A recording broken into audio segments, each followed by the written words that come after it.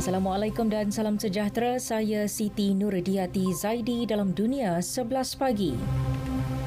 United Kingdom meluluskan suntikan penggalak COVID-19 generasi baharu oleh Pfizer-BioNTech. Dos yang dipanggil bivalent itu berfungsi untuk kedua-dua virus asal dan subvarian Omicron. Ia sekaligus muncul vaksin kedua yang diluluskan untuk dos penggalak di negara itu selepas kebenaran penggunaan vaksin Moderna bulan lepas. Ketua Eksekutif Agensi Kawal Selia Ubat-ubatan dan Penjagaan Kesihatan, Jun Rainey berkata suntikan penggalak Pfizer dibenarkan kepada individu berumur 12 tahun ke atas. Perkhidmatan Kesihatan Kebangsaan di England dan Scotland akan memulakan suntikan tersebut esok. Buat permulaan, ia diberi kepada penghuni pusat jagaan sebelum diperluas kepada mereka berusia 50 tahun ke atas. Turut melancarkan kempen sama Wales dan Ireland Utara. 4 orang meninggal dunia di Argentina akibat penyakit Legionnaires iaitu jangkitan kuman yang jarang berlaku pada paru-paru. Legionnaires dikenal pasti punca utama radang paru-paru selepas mangsa mengalami demam panas, sakit badan dan kesukaran untuk bernafas. Perkara itu disahkan Menteri Kesihatan Carla Vizzotti. Kesemua mereka mendapatkan rawatan di sebuah klinik di Bandar San Miguel di Tucumán. Antara yang maut seorang lelaki berusia 48 tahun yang mempunyai masalah kesihatan serta seorang wanita 70 tahun yang telah menjalani pembedahan di klinik terbabit. 7 lagi kes simptomatik turut dikesan. 4 daripadanya masih dirawat manakala 3 lagi sedang mendapatkan bantuan pernafasan. Turki bersedia menjadi orang tengah bagi mencari jalan penyelesaian terbaik berhubung konflik stesen janakuasa nuklear Zaporizhia di Ukraine. Tawaran itu dibuat oleh Presiden Recep Tayyip Erdogan kepada rakan sejawatannya di Moskow, Vladimir Putin, sama seperti peranan Ankara dalam perjanjian ekspor bijirin dari Ukraine. Tawaran sama turut disampaikan kepada Presiden Ukraine Volodymyr Zelensky. Namun setakat ini masih tiada sebarang jawapan daripada kedua-dua pihak.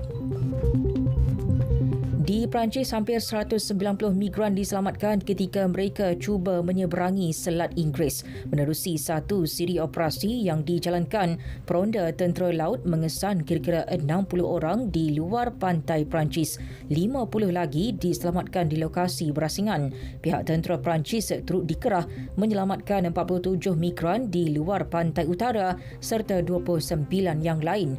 Kementerian Dalam Negeri menganggarkan seramai 20,000 orang cuba menyeberangi selat berkenaan bagi tempoh Januari hingga 13 Jun lepas, iaitu peningkatan 68% bagi tempoh sama 2021. NASA membatalkan percubaan kedua untuk melancarkan roket bagi penghantaran kapsul ujian tanpa pemandu ke bulan selepas jurutera mengesan terdapat kebocoran bahan api. Kenyataan NASA menyebut kebocoran berlaku berhampiran dasar roket ketika hidrogen cecair ultra sejuk dipam masuk. Sensor juga menunjukkan salah satu daripada 4 enjin utama roket berkenaan terlalu panas. Menurut seorang angkasawan, Victor Glover, penangguhan pelancaran Artemis 1 itu adalah keputusan tepat meskipun ia menghampakan orang ramai yang berkumpul di pantai Florida untuk menyaksikan detik bersejarah sistem pelancaran angkasa berkenaan. Susulan itu, NASA mengumumkan cubaan ketiga pelancaran roket tersebut akan dilakukan dalam tempoh beberapa hari akan datang. Bola sepak Liga Perdana Inggeris, Manchester City gagal meraih 3 mata apabila terikat seri 1-1 dengan Aston Villa sekaligus terlepas peluang mengambil alih kedudukan teratas daripada Arsenal. Liverpool turut seri tanpa jaringan menentang Everton. Chelsea pula naik ke tangga kelima selepas menundukkan West Ham United 2-1. Sementara Tottenham Hotspur mengalahkan Fulham 2-1 untuk melonjak ke kedudukan ketiga. Beralih ke La Liga, Real Madrid mengukuhkan jengkaman di Persada Liga selepas menewaskan Real Betis 2-1. Skuad bimbingan Carlo Ancelotti mengumpul 12 mata maksimum daripada 4 perlawanan. Barcelona pula mengalahkan Sevilla 3-0 untuk kekal di tangga kedua dengan 10 mata.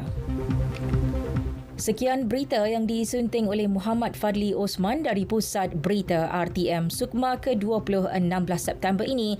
12 hari lagi saksikan kegemilangannya hanya di RTM, rakan penyiar rasmi. Assalamualaikum dan salam keluarga Malaysia.